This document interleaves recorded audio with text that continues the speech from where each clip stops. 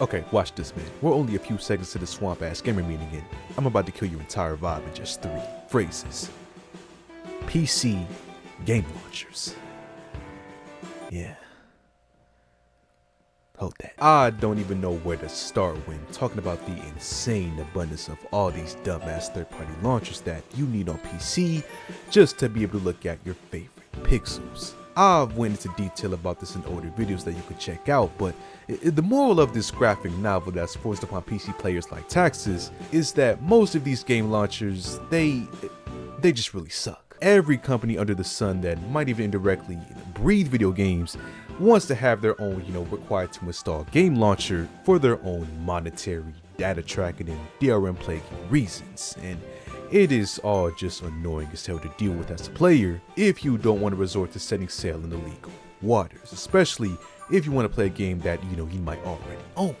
But you see, it wasn't always like this.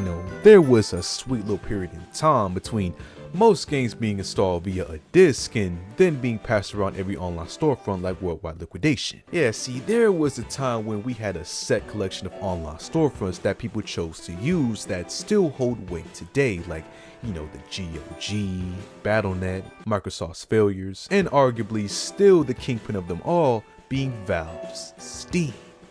Now, Steam is regarded as the best launcher to use for PC gaming by many because of its ease to use and abundance of implemented features for online game communities and developers trying to get their games out. It's basically like its own, little social media center within an online storefront. It's the preferred platform for PC gamers by a long shot, and for the most part, the platform has just been getting better over time, especially like right now when Valve finally added something that kind of could have been added in the launcher a long time ago, but them adding it now just further keeps them ahead of this game launcher's arm race that they're in. Like, they're just flexing at this point. If you don't know, as part of a beta experimental update, Steam just got a new replayability feature, which allows for players to be able to seamlessly record and edit in-game footage without having to use something external like OBS or anything else. This means that all those spontaneous game clips and hundreds of deaths in that Elden Ring DLC that you got can be easily shared now if you're using the Steam launcher to play said game.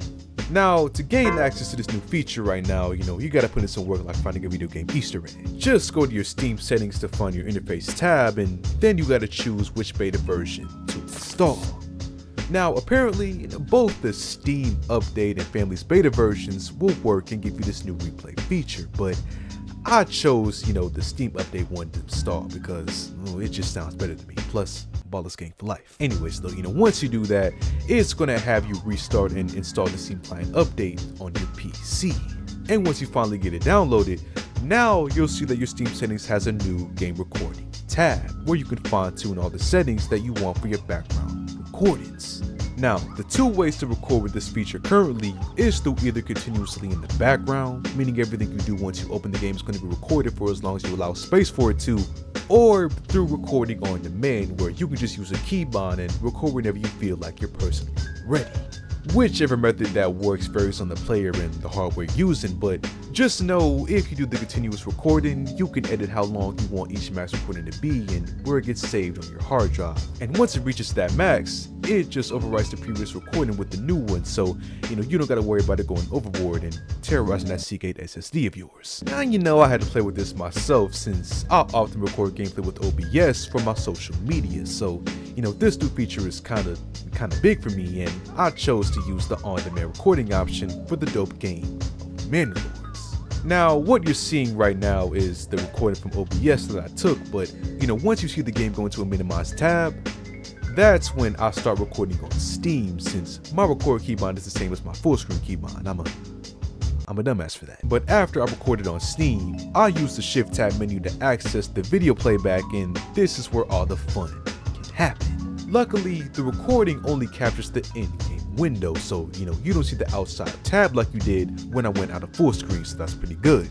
Plus, you could easily trim and add marks to the video on the implemented playback timeline.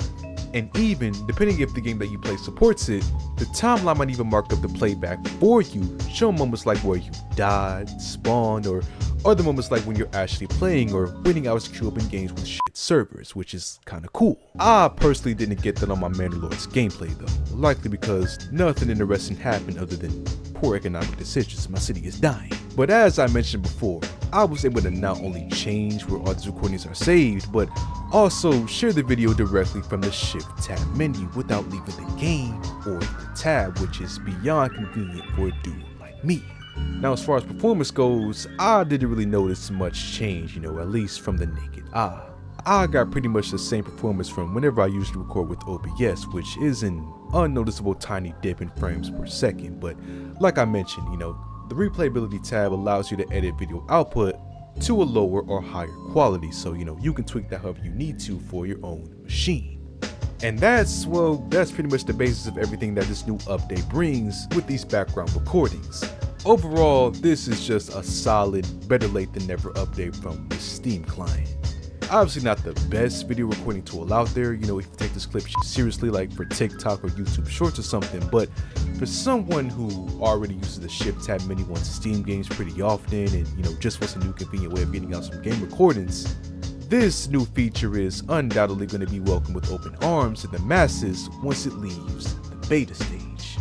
Now, if only I could bypass the third-party launchers in the Steam client, the platform would be perfect for me, but one thing at a time. So that's all we got right now for Steam's latest update.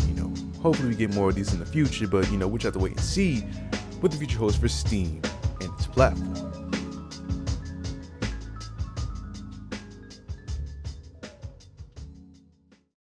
So what do you guys think about Steam and this new replay feature that they added? Feel free to leave a comment down below. As always, leave a like on the video, subscribe if you haven't already, and I'll see you on the next one.